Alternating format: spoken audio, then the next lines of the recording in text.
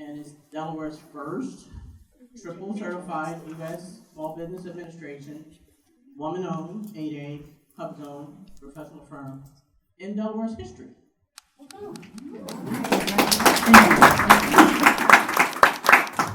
I'm also a member of Vision. And what is Vision, you ask? Vision is a group of 19 diverse local entrepreneurs who have the same belief that Vision drives local entrepreneurial growth, leadership, and development. Since joining Vision last year, our company has tripled its sales, and we've gained vast knowledge in how to grow and sustain even in a volatile market. And also as a business owner, I feel that Vision has helped mold our company in the way that we want it to grow for continued success and growth. I'm nervous. You got it. How many here tonight are just ecstatic with the way that your business is and its position in the marketplace?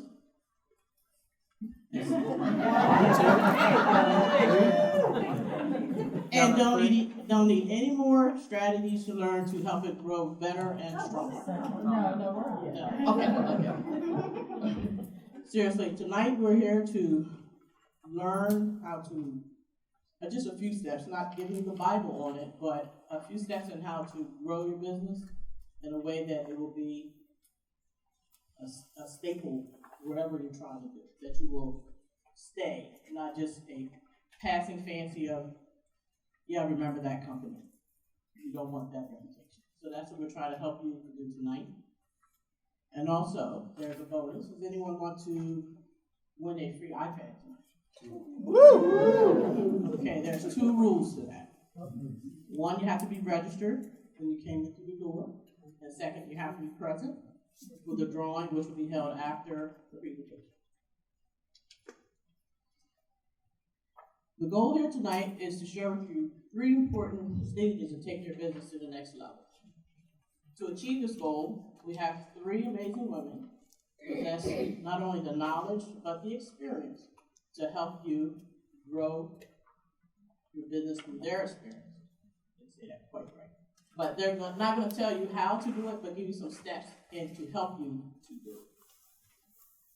First, we're going to have Tiffany Rubin, who is an RN and owner of Nurse Next Door. And next we will have Adrian.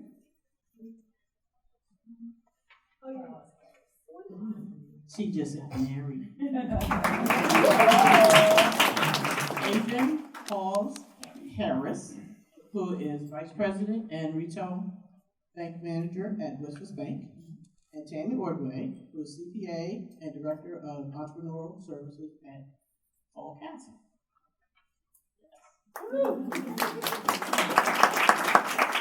Now I'd like to present our first speaker, Tiffany Rubin. And I have had the pleasure to learn Tiffany in the last year and also see her grow her business to an annualized $1 billion company within 16 months. Yeah. Wow. Yeah. So I think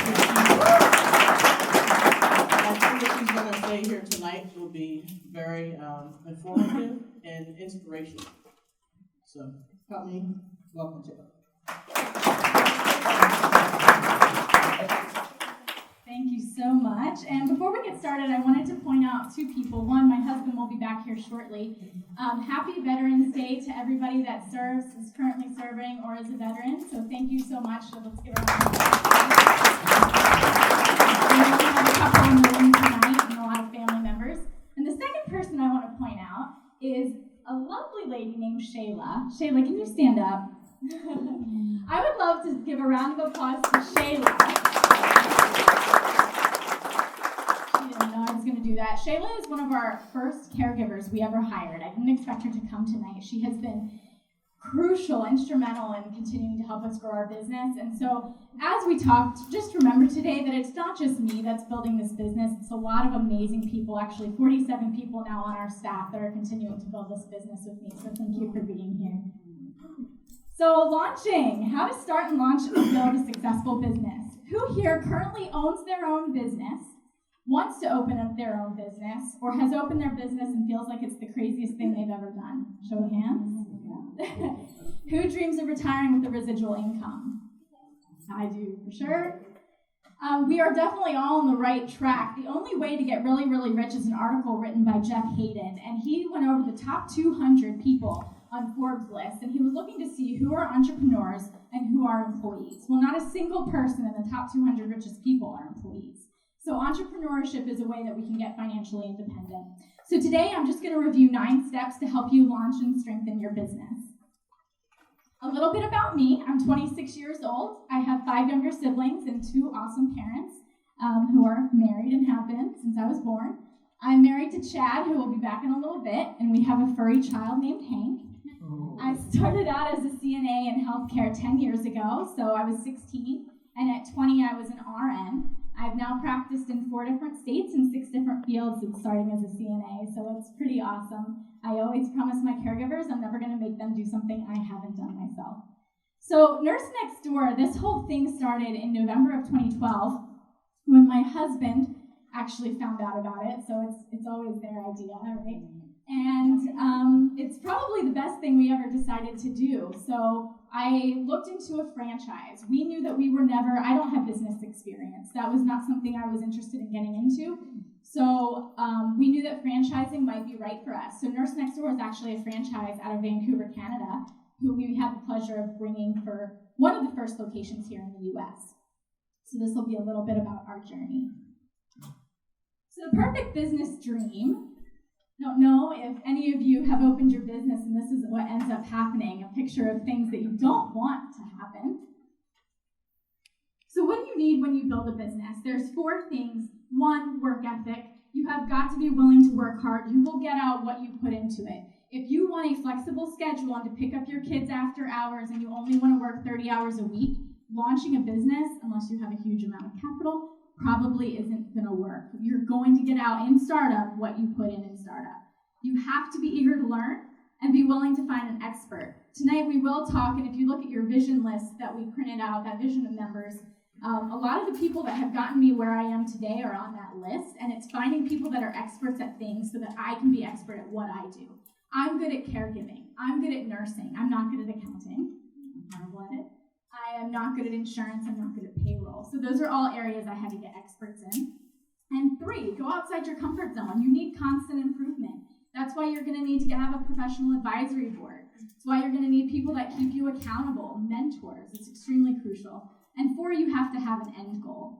So what I mean by that is Chad and I are in a really unique situation in that we will most likely have to leave the area in a shorter period of time than most business owners do. We knew we had 3.5 years to get this business up and going. So our plan was to build our business around an organizational chart to reach our end goal of having residual income in 3.5 years, which is extremely quick. So where to start? So I will lead you, if you look at that packet of information we provided you, it goes into depth, a lot more depth on what I'm going to talk about here today. 1, resources. They are and will be your biggest friend. So take a look, keep them, and utilize them. That's where we have a lot of information on how do you develop a business plan. And some of you have already done this, but I review my business plan every year. I still go over it because I remember where I was supposed to go and some of the ideas I had that I forgot to implement. So I really encourage you, even if you've been there, you've been in business for 20 years, go back, look at your business plan, and that comes into strategic planning. 2, create a business plan. So what does your business plan need to have? Strategy, exit strategy, and goals.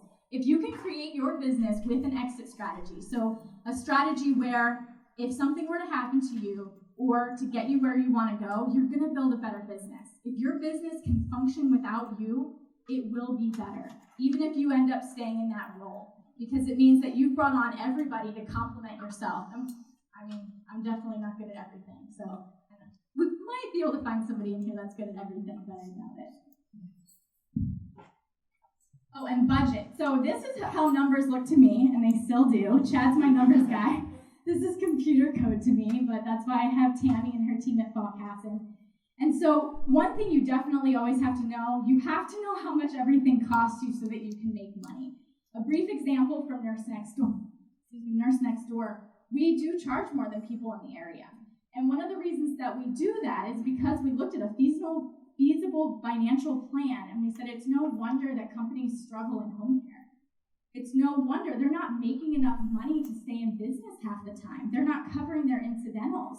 Those are all things that you should be able to establish in the beginning. Moving on, number 4, business license and legalities. You must have an EIN to do anything. So how do you get an EIN? You can just Google it. It will take you to the appropriate spot. 5 financing options. So you have to have money to make money. One of the most common problems that we see with franchise partners that we're counseling or new business owners we're talking to is that they plan for their business to make money. And they have to make money in that first 3 months or 6 months where they can't pay rent. That is never a good position to be in. So if you're going to be putting this business plan together and putting in your time and your energy and your life into it, make sure you have a backup plan. Because the last thing that you want to do is create this incredible business, and 6 months later you can't pay rent and you have everything down the toilet. It's the last thing you want. So I really suggest that you look into that when you're looking at financing options, is not just how much to cover the work of your business, but to cover your personal finances as well. Number 6, first stage marketing. Start strong out of the gate and know what works for your competition and what your differentiators are. So people in this room, you probably don't know that there's 3 different levels of home care in the state of Delaware, right? Who knew that? Nobody. So that was something that I didn't even know when you get into it. And I really had to learn, what are my differentiators? Why am I getting a higher license level? What does that mean to my competition and to my referral sources, right? So really make sure that you know what works for your competition and what your differentiators are. And then this is like me. I'd rather have a root canal than do cold calling. But it is necessary sometimes. So not phone calls, I do face-to-face. When to hire. So now we've built this absolutely amazing business, and now you need people to help you run it. So we look at 3 things we look at a lot of things, but 3 main things that we look at when we're hiring. 1, financial feasibility. It has to fit into your budget. You can't just say one day, I'm really overwhelmed, and now I'm going to hire somebody. It doesn't work like that, or everyone would have a lot more employees. So we look at financial feasibility. What budget can we pull things from to put it towards this position? Then we look at what I'm really bad at. So what am I not doing well? It's not necessarily what I don't like doing. I don't get to hire for that. I don't have the right to hire for that yet. I have to hire for what I'm bad at. And then I can hire for what I don't like. So for instance, I don't like sales, but I'm okay at it. We get referrals. Nobody can talk about your business the way you can talk about it, right? So your sales. So I had to wait to hire that person. I had to wait because that's not what I was bad at, and that's who I had to hire first. Number 8, have a process for everything. Reason for this. 1, if you're building the business to function without you and you want residual income, you better have an awesome policy and procedure manual. The only way to do that is to build your policies and procedures as you develop them to make sure everyone stays on the same page. Otherwise, everything will be done differently and there's no consistency. People love consistency. Your customers love consistency. So make sure that you have a process for everything. And 9, extreme customer loyalty. So we talk a lot about the happiness model where we work. We are not just about home care, we are about bringing the caring back to home care. So how do we do that? Well, we work off of the happiness model, and this is about exceeding your customers' expectations every time. This is how you retain people. We want to take our customers and turn them into raving fans. We want them to be with us forever, as long as possible. So I'll tell you a little story about this. One of my very first clients, it was a gentleman who was bringing his wife home from a rehab, and that can be very traumatic. There's a lot of changes happening. And if she didn't have medication management through us filling pill planners for her, she would have to go into assisted living, and they could no longer live together. For a couple that's been married 60 years, that's a pretty big deal. So they said, okay, you come in and give us medications. So my first visit, I went in and I filled their pill planners, and it's a hot day. They're exhausted. It's 2:30 in the afternoon. She had just come home. And I said, I was all packed up, ready to go. And I said, are you guys okay? Is there anything I can get for you? Did you eat yet? And they're like, no, we haven't eaten, but it's okay. We'll figure it out. And so I stopped and I made grilled cheese with 3 different kinds of cheeses. It was amazing. And we also put a little bungee cord on his walker so he could put his water in there because there was no way for him to get water back and forth. So to this day, he does not remember that we did her medications. He remembers that we cared enough to give grilled cheese. He remembers that we cared enough to find a way to get him water. It's little, but when you exceed your customers' expectations, that's when they become raving fans. So a recap. 1, use your resource guide given tonight. 2, you have to have a just do it attitude. So go Nike. You have to be willing to just get out and do it. It's gonna suck probably, and it's not always easy, and you'll probably want to curl up in a ball and cry. I've been there. I was there in February. You can ask my husband. It was a really hard time.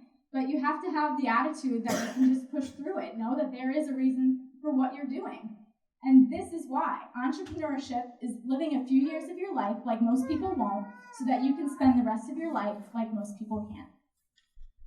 And with that, we have created a great business, and now we need to manage it. So I am going to introduce to you Adrian Hawes, who's grown an incredible team at WSFS.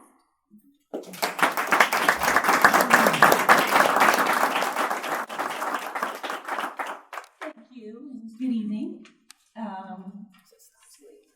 Leadership. I'm Adrian. I have been in banking for the past 17 years. I have a lot of experience building teams. So tonight I wanted to share a couple of best practices with you. Building a successful team. What is a team? Why do we need teams? And are they important to the success of your business? Well, teams can achieve more together than the individual members can on their own. They also provide a wide range of personalities that can give you that skill set that can definitely lead to higher performance within your business. And lastly, they're the face of your business.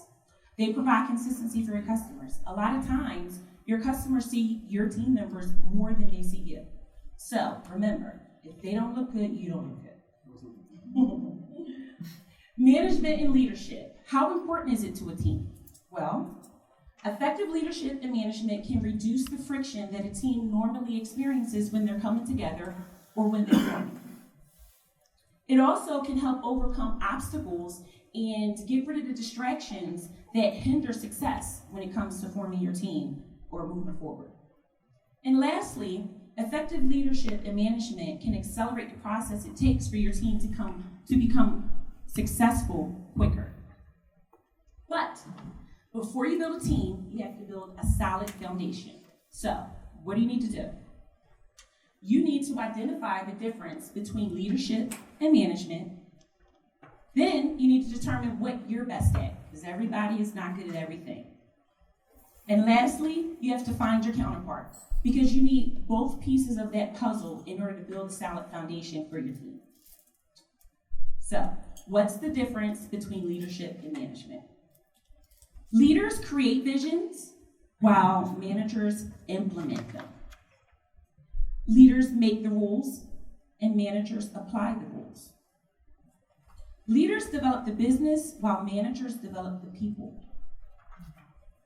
Leaders decide structure and managers organize within that structure.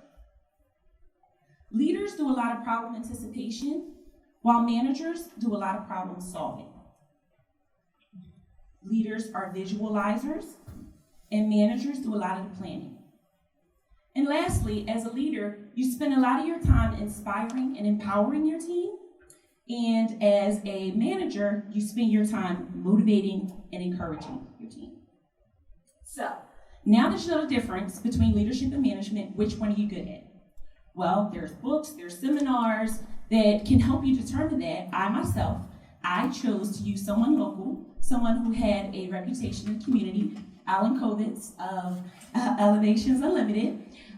He helped me to figure out what my strengths were, to really nail them down. He also gave me the tools that I needed to help identify the skill set that I needed in my counterpart. And that was where the success began. With the confidence that he gave me in my leadership skills, I was able to identify what I needed in that manager and align myself appropriately. Alan also helped me understand that the leader or the manager that I needed may not be the person I had the most in common with. It probably wasn't going to be the person that I could chit-chat at the water cooler with after that. And most likely, it wouldn't be the person that I got along with. It was going to be the person that could take my vision, break it down step by step, implement it on a daily basis, and move my team forward. So, eventually, I came to like this person. But in the beginning, we were as different can be. Different cultures, different age, different interests, different responsibilities. It was like an arranged marriage. But once we sat down and we mapped out our common goals, we decided that we loved each other. And like they say, we're still together. So in the back of your handout, there's a little information about Bruce Tuckman. Bruce Tuckman is a psychologist who published an article many years ago about the 4 stages of team development. I actually adopted this theory and I used it when forming and putting together my teams, and it helped me through a lot of situations as my team grew. So, the first phase is the forming phase. And the theory says that when your team is in this forming stage, there's high dependence on the leader, there's little agreement, and roles and responsibilities are unclear, and your processes are often ignored. So, to share a little story. One time when my team was in the forming stage, I formed many teams, but this one time in particular, I had an associate who came to me rather talented on his own. He was not only achieving goals, but he was overachieving goals. As a matter of fact, he had earned himself an award of Rookie of the Year for his sales. But the night before, literally the night before he was due to get his award, he broke a process, a policy, which was very costly for us. Now, I had a conversation with the manager, and we had a couple choices. We could sweep it under the rug, act like it didn't happen, focus on the good stuff, or we could maybe put it off until after his presentation so we don't kill his mojo. But the theory tells us that we were being tested. He was testing our structure, he was testing our boundaries, and also we were being tested by the team. The team wanted to know if we were going to hold him accountable or if we were going to let one team member, fly above everybody else.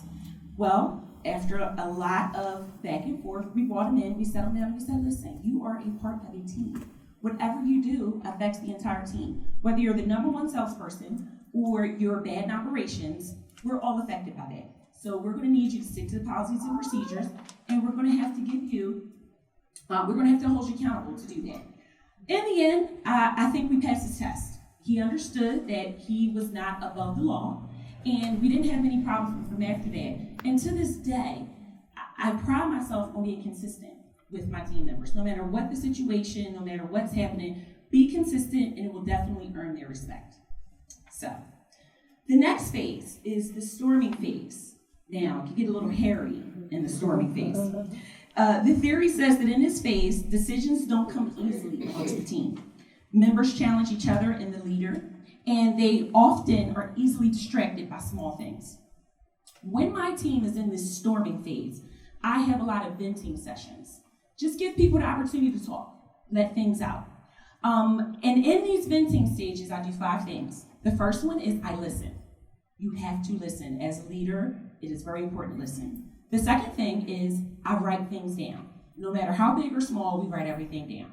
Next, I help the team determine which items on this list are within our control. Once we determine that, we prioritize that list, and finally, we put an action plan around it. So, one time when my team was storming, there was a lot of mumbling going around in the team about the fact that somebody wasn't carrying their weight. So we got together, we had a mini session, and what it was about was we have a common sales desk. All the associates sit down and use this desk to talk to the customers, to sell the products, pamphlets, all the tools they need to complete the sale is there. Well, go around the room, everybody feels like somebody isn't carrying their weight. We get to the last person on the team, ask her vent, and she says, well, I feel like I spend most of my time cleaning up after you guys. Because whenever I get to the sales desk, I have to take all the pamphlets that you put out there, take them back to the back room, put them neatly in the office, and then when my customers, I'm completing the sale, I can go back and grab exactly what I need, come back and finish my transaction with the customers in an organized way. Really? It's not that it was wrong, it's just completely different than what everybody else was doing. So the funny part about it is that something so simple was impeding the success of the team, and I had to coach them through it, make them understand nobody's right, nobody's wrong here, it's just different. So let's decide which way we're gonna do it, and let's move forward. These type small issues are often ignored by managers, and it allows their team to stay in this storming phase for a very long time. So it's important not to ignore these things, because you wanna get your team to the next phase, which is the norming phase. Now, in this norming phase, there seems to be a lot more agreement and consensus amongst the team. Roles are accepted, there's commitment and unity, and the team normally engages in fun or engaging activities. In this situation, we had, the team was being recognized or rewarded for moderate but consistent results for the team. And we were asked to pilot a program, a new system for the bank that they wanted to eventually roll out to everybody else. We were gonna work with it for 4 to 6 months, and at the end, work the kinks out, make sure it was ready to go to the full bank. Yeah, I don't know whether that was a reward or punishment, but they said it was a reward, so we're gonna go with that. So piloting this program led to a lot of long nights and a lot of frustrating days. Team morale was really starting to go down. So I came up with a bright idea. I said, hey, the name of the system is called the Harlan System. How about we have a funny play on words? We create a video, let off a little bit of steam, and it'll be fun. Well, nobody thought that it would be fun. Nobody thought it was appropriate. They didn't see how it had anything to do with the price of tea in China. Like, why are we doing this video? So me, being the leader and the visualizer that I am, because that's what I'm good at right now, I sat them down and I said, listen, we're gonna do this video and you're gonna have fun if it kills you. So we did the video. This is us having a little bit of fun.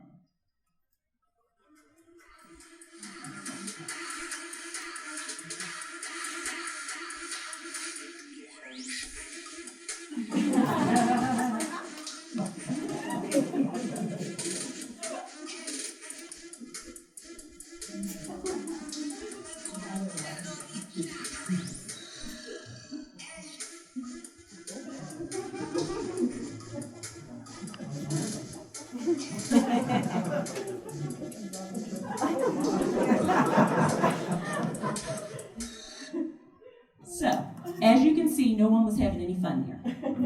Not fun at all. The point is, sometimes when you're in a team or you're leader of a team, you gotta give them a little bit of push, a little encouragement to let their hair down, blow off a little bit of steam. Yes, we're a bank, but we don't have to be stuffy. You know, we can blow off a little steam, have a little bit of fun. I mean, the evening we spent together producing this video, the talent that was displayed, from organizing it, to editing it, to putting it out, was priceless. I mean, those are out. We lived off the high of this video, isn't it right? We lived off the high of this video for literally 6 to 12 months. And it definitely helped bring the team together, which enabled us to get to that next phase, which is the final phase, the performing phase. Now, in this performing phase, the theory says that teams know exactly what they're doing and why. They're very independent, and they're focused on not only achieving, but overachieving. Once we moved to this phase, the team was hitting on all calibers. Sales, numbers were through the roof. As you can see, we were highly performing. However, there's the operation side of things that caused us a little bit of stress, kept us up at night a little bit, which is typical. Most high-performance sales teams have an area of opportunity when it comes to the operation side of it. So, this team, being the overachievers that they were, they decided that didn't have to be us. We're gonna sit down, identify our skills, divvy up responsibilities, and they committed to being just as successful on the operations side as they did on the sales side. And I tell you no lie, for 3 years in a row, this team was able to achieve the highest sales in the bank, as well as the highest operations scores in the bank, which were nearly perfect, 99 and 100% respectively. So that just goes to show you that with the right amount of leadership, the right amount of management, and the right amount of teamwork, you can take a team and you can be highly successful. Sky's the limit. So, what are the takeaways? The takeaways are that as your team is forming and moving through these different stages of development, you have to change your approach accordingly. So, when they're in that forming phase, you do a lot of directing and be consistent. Stick to your guns. When they're in that storming phase, do a lot of coaching. Keep them focused. Don't let them sweat the small stuff. When they're norming, participate and encourage them. If you have to put on a pink onesie and you have to dance with your team, you do whatever you need to do. And lastly, once they get to that performing phase, which is what we like to call utopia, you'll be doing a lot of delegating. So don't forget to recognize and appreciate the talents that your members are bringing to your team, because after all, if you're spending most of your time delegating, that's giving you a lot more time to work on your business instead of in your business. So I hope that I've shared some things that you find useful and you can use in your business. And next, I want to introduce Tammy Wardway.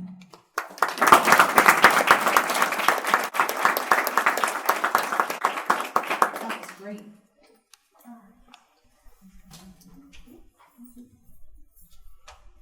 All right, next I'm going to present to you growth. So you've heard this evening about launching your business from Tiffany, and she certainly went through that challenge. It's fresh on her mind. My launch was quite some time ago, so it's good from hearing from someone that's done that within the last few years.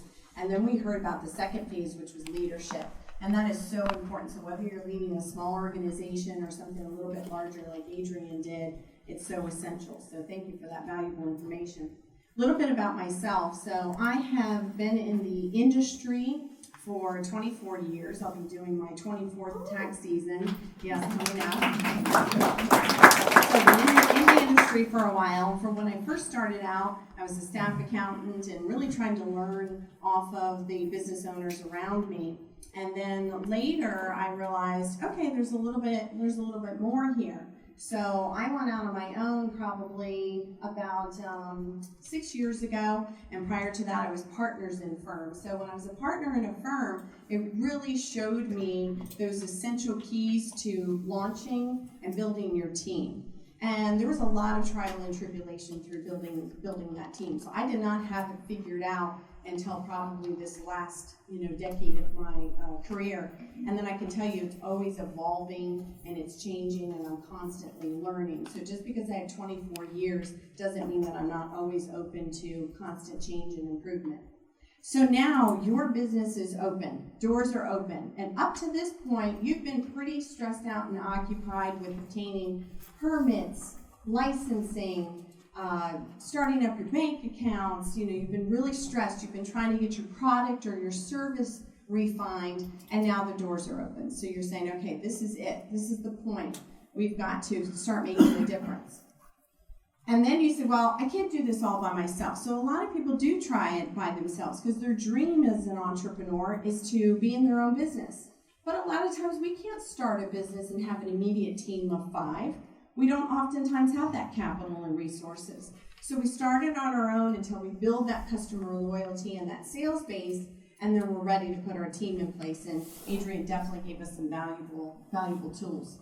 So now we have a team, whether it's a team of 1, 2, 50, we have a team. And now we have to ask ourselves, what's next? And there was many of times I looked that dumbfounded and confused. Yes. So I think you have to ask yourself, well, why are we doing this? And I'm shocked at how many business owners actually launch and start their business, and they actually never ask themselves that question. Alan, do you get that a lot? All the time. They didn't ask deep within, why am I really doing this? And then when they really study it, they realize sometimes it's not for the reason that they originally thought. Sometimes for independent financial wealth and freedom might be it, but then once you really examine and go through a plan, you realize that's not it at all. We're missing the point. But I can tell you, until you really sit down and go through a strategic plan, and how many of us that have businesses in the room have a strategic plan in place? Okay, there are a few. That is essential. And I can tell you that my success, I believe, did not come until I started putting that strategic plan in place. And just like Adrian, I also contracted with Alan. Alan's pretty famous tonight, so. So I worked with Alan, and he took me through exercises to develop that. So what I had to come up with was my core values. And you might say right away, you have to come up with your vision and your mission, and you have to know where you're going with that. But it was actually the values. I had to come up with my core values and say, what do I want to give my customers? I want to give them timeliness. I want to give them objectivity. You know, they deserve that. So once I came up with my core values, and it does not have to be a long list. Alan can tell you the magic number, but personally, 3 to 5. You should be able to rattle them off, and you should be able to live by them. After you determine those core values, then you're able to free your mind up to think about your vision and your mission, and then ultimately strategic goals come from that. And I really firmly believe that you have to share this with your team. Because if you don't share this with your team, how do they know what direction to go in? They have absolutely no idea what direction to go in. So if it is your goal ultimately to be the most wealthiest business owner, to triple your business, tell them that and tell them why. And that will help them understand how you tick, what makes you do what you do. So that is very, very essential to develop. And I would say anyone in this room should start there. I'm on my third strategic plan. It changes constantly and evolves, and there's nothing wrong with me being on my third plan. Because usually once I got through one, I was like, okay, what's next? And I didn't know, and I'd say to Alan, what do I do next? And he was like, go back to the fundamentals. Start over with another strategic plan. So after that, and you've decided what's driven you, and you're ready to go down the path, we can't help you get to your goal, I firmly believe. Now, of course, this is my industry, so I'm a CPA, I've been working in the industry for 24 years, and I work with entrepreneurs. That is my specialty. I really don't think you can measure how successful you've been unless you have record organization. So if you have your receipts in a box, it is going to be just too hard to determine, are you meeting that goal and that dream? So if you're going to double your business, can you do it if you don't know? If you don't know that, you don't even know if you've done it. Financials. So how many in the room have a working balance sheet and P&L at least quarterly? At least quarterly. That's a goal. That's a goal to go towards. Financials, that you can measure how you've done. Budgets are a comparison of the financials to, well, what did I come up with that I said I was going to do, and what did I actually do, and what are my variances? That'll help you in the growth strategy. So today, my presentation is about growth. So once we organize the records, we have working financials, and let's look at our budgets. Also, too, all of us in the room that are business owners either sell a product or a service. And how do we measure if we're making money on that product or service? So I'll give you a basic example of a coffee shop. So if a coffee shop knows annually that they need to bring in $250,000 worth of revenue to make their dream goal of making $100,000. So $250,000 they break down to, well, my product cost is $100,000, so I'm left with $150,000, and my other general administrative is $50,000, I'm left with $100,000. But then they break down that $100,000 they want to make, and they have to know how many customers have to walk through that door every day to achieve that. So then you divide that by how many days are you open. Let's say to keep it easy, you're open 365 days. Divide what you want to make by 365 days. And then I got to bring in the door every single day. Let's say it's $2,000. Well, how are we going to do $2,000 if I sell a cup of coffee for $1? That's going to be tough because I'm going to have 2,000 customers walk through that door. So instead, what do they go back and look at? They say, well, my coffee is great. My coffee is ground, the beans are ground here. I'm going to sell a cup of coffee for $4 a cup. They just hit their goal. That's margin analysis. So convert that to your business. So, for example, Todd sells real estate in the room. He probably knows how many houses he has to sell. I sell my time. I know how many billable hours I have to bill in a year. Chris Gray, he probably knows how many customers that he has to have come through his door that sign up for his either gym membership or his nutrition counseling. So you know that, and that's how you break that. That's how you break that down. So that is really crucial. Those 4 items are very crucial to understanding is your business going in the direction that it needs to go. After that, all of that looks really good, but after you've modified it, looked at it again, revisited it, then you have to execute it. So a business plan or a model or a strategic plan does no good if it's sitting in your desk drawer. If it's sitting in your desk drawer and you never look at it. So you have to do execution of that business plan and follow-up. Now, I've seen a couple cases of some excellent follow-up. You need regular meetings of accountability. I personally don't think there's a such thing as self-accountability. It's really hard. I've tried it, and I have a little pep talk with myself, and I motivate myself, and I sit down with myself, and then before you know it, I don't follow up again a month later, or whatever I told myself I would do it. So I'm going to use, because she said I could, I'm going to use Tiffany in the room as an example. Tiffany has built an advisory board of her peers. And so she asked me to be on it, she asked a physician to be on it, she asked someone to be on it from a social service kind of angle. And we come and we meet and we help Tiffany. And I guarantee you, Tiffany is not abusing the fact that there's 4 professionals sitting in that room with pretty high billable rates per hour. She's not abusing that. She's making sure when she presents to us at the advisory board, she's making sure that she hasn't let us down and she's not letting herself down. Also, regular meetings. So if you don't want to develop an advisory board, you need to have someone that you can bounce these ideas off of. So maybe Tiffany's advisory board only meets once a quarter, but I don't recommend Tiffany just, evaluating her business once a quarter. So she'll sit down with her personal board of directors, which is Chad, and they'll sit down. And as Tiffany the team has gotten larger too, Tiffany will sit down with her team, too, and she'll have some accountability. So this is really important to getting to your goal. So any takeaways tonight is to remember that I really firmly believe that you need to develop a strategic plan that has those key elements. Then from your goals, you will be driven by your values. All of those goals, you should ask yourself, am I being true to my values? And then after that, you have to have execution, and you must have follow-up. So that's a little bit about me. Like I said, I've been in business for 24 years. We help entrepreneurs out, and so tonight was just an extension of that. We wanted to give you a little bit of information about business, all the way from startup, launch, all the way through growth. So thank you for coming out this evening.